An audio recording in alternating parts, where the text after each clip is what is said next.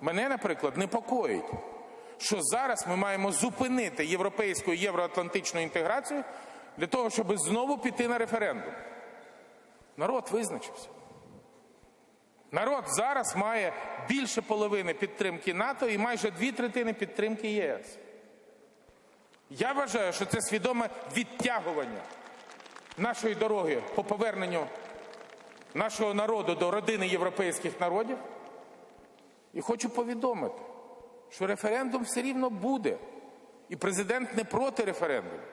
Але буде тоді, коли ми поставимо питання абсолютно предметно.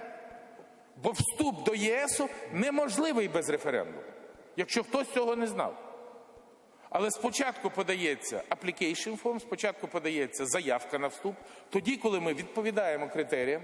А референдум проводиться не з питання йти чи не йти. Народ визначився, я ще раз хочу сказати. І не треба його затягувати в манівці.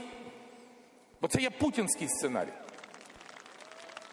А запитання на референдумі буде, а чи готовий український народ делегувати частину повноважень наднаціональному органу, як це зробили 27 чи 28, в залежності від результатів Брекзита, членів Європейського Союзу.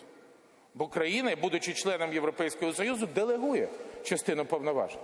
Але я хочу наголосити, що членство України в ЄС та НАТО – це не послаблення суверенітету, а навпаки посилення.